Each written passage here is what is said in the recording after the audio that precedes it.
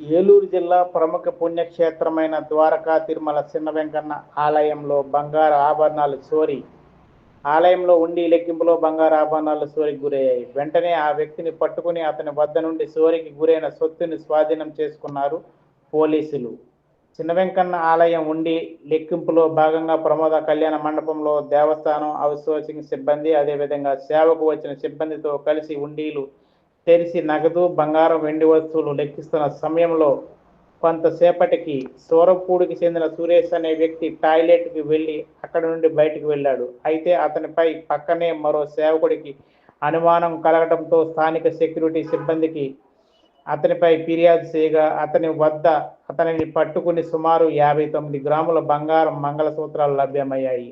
వెంటనే సెక్యూరిటీ సిబ్బంది ఆ విషయాన్ని ఆలయ అధికారులకు తెలియజేయడంతో వారు పోలీసులకు సమాచారం ఇచ్చారు. అక్కడికి చేరుకున్న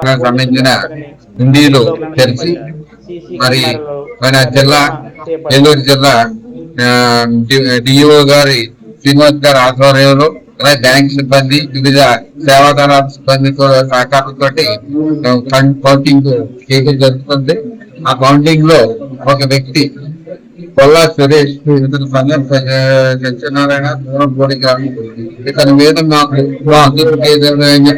అలాగే కొంతమంది అతను అనుమానాస్పదంగా ప్రవర్తించడాన్ని చూసి అతను బయటకు వచ్చినప్పుడు మా హోంగార్డు వెంకటేష్ అనే హోంగార్డ్ కూడా అతను చెక్ చేయడం జరిగింది. చెక్ చేసి అతను కూడా అతను టాయిలెట్ కి వెళ్ళినప్పుడు టాయిలెట్ కి వెళ్ళి ఆ టాయిలెట్ లో చెక్ చేసిగా 59 గ్రాముల 700 మిల్లీలు మంగళసూత్రం అది మన లో అతను పెట్టడం గమనించారు. అది ప్రత్యక్షంగా తీసుకొని అతన్ని ఆ వస్తువుని బాత్రూమ్ లో తీసుకొచ్చి మాకు హ్యాండ్ ఓవర్ చేయడం జరిగింది. దాని మీద అతని మీద మేము కేసు చేస్తాం. ద్వారకా తిరుమల ఎస్ఐ గారికి ఈ కేసుని మేము ఇచ్చేసి అతనికి హ్యాండ్ ఓవర్ చేయడం. ఈ విషయాన్ని అంతా కూడా మా ఉన్నతాధికారులకి అన్ని నివేదించడం జరిగింది. ఆల్రెడీ మాకు ఇక్కడ సీసీ కెమెరాల ఫుటేజ్ ఉంది. అలాగే మీ సీసీ కెమెరాలు కూడా ఇక్కడ నుంచి కూడా మొత్తం మా ఆఫీస్ నుంచి కూడా మానిటరింగ్ చేస్తుంటారు. అలాగే సీసీ కెమెరా అనేది కూడా ఆర్టీసీ ఆఫీస్ రాజమండ్రి కూడా ఆర్టీసీ కంట్రోల్ కూడా అక్కడ ఒక సూపరింటెండెంట్ పై స్థాయి ఆఫీసర్ కూడా అక్కడ దాన్ని ఇప్పుడు కూడా మానిటరింగ్ చేస్తూ ఉంటారు.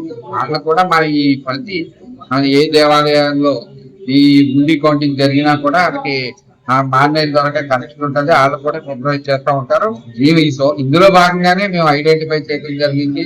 అలాగే అతని ప్రవర్తన కూడా మేము మాకు ఏఈఓలు, అలాగే సూపర్వైజింగ్ ఆఫీసర్లు, అలాగే మా సెక్యూరిటీ సిబ్బంది కూడా ఇప్పుడు నిరంతరం వాచ్ చేస్తూ ఉంటారు.